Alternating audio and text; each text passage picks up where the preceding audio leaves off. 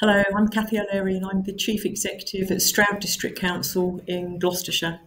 So Stroud itself has got 5 different river valleys running into it, which makes it a little bit of a flood hotspot sometimes. But it's an incredibly beautiful area and it is full of the most passionate people on the planet. And I've been sent a pack of questions. So let's pick out the questions. Would you like me to shuffle those? Okay, so the first question I've got: do you have a leadership style and what is it? I think I describe my leadership style as collaborative, which I think is why I'm probably the chief executive here. My council has been in no overall control since 2012. And prior to me, they had a chief executive who was probably a little bit more of the big hero leader, a bit more command and control. And I think that was probably frustrating the political complexity here. So definitely when I came to the job, I really got the feeling that they were looking for somebody a little bit more collaborative, who was a good communicator and tried to fill the gap. So I worked 6 different group leaders. 4 of them are in the administration and 2 of them are in opposition. And it means that I furiously need to communicate with all of them all the time, because obviously I serve all of them. That change in style at the top of the organisation has meant a real culture change in the organisation. So the culture of the organisation is now more outward facing, more collaborative, more empowered.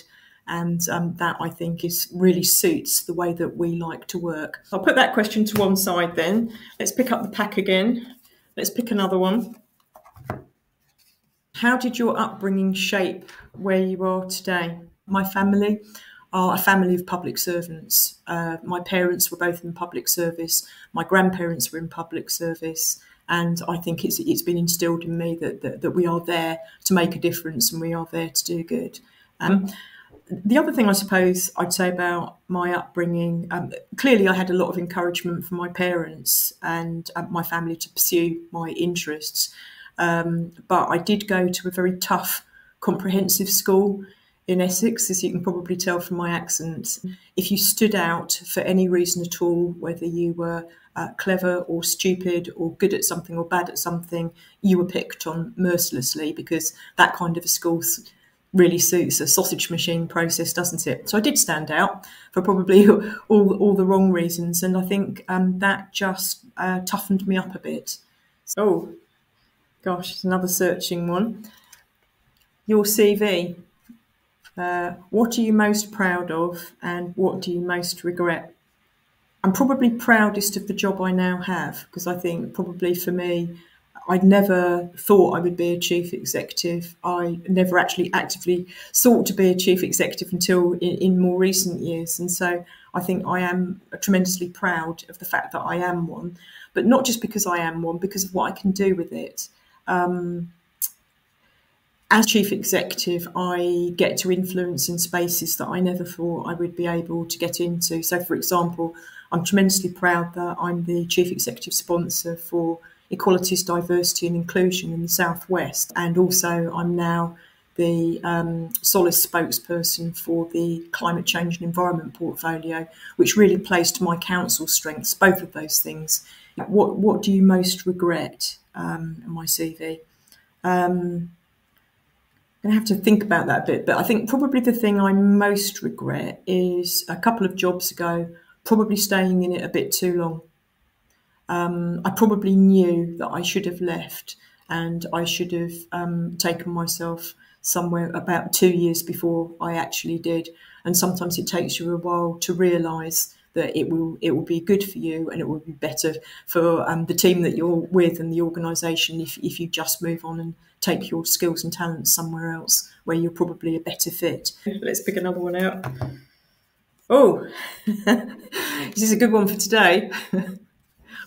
What gets you through a tough working day? Today's been one of those already. One of the things that gets me through a tough working day is I have got a really, really good, strong team around me.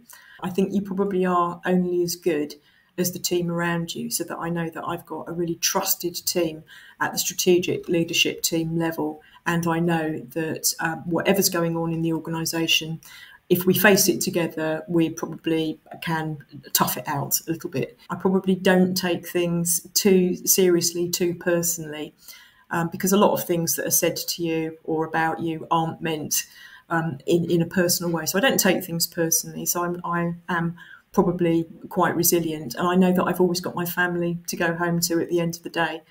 And that, again, is the team around you at home. You need a really strong team around you in your private life as much as you do in your working environment, and that will get you through pretty much anything. But, you know, I do know whatever tough day I'm having, there are many, many people who are having much, much tougher days than I am. And if I can make a difference to the toughness of their working day, if I can help them, then that makes me feel good about my day. Oh, okay. If you had an inspirational quote on your wall, what would it say? I've got a long background in girl guiding.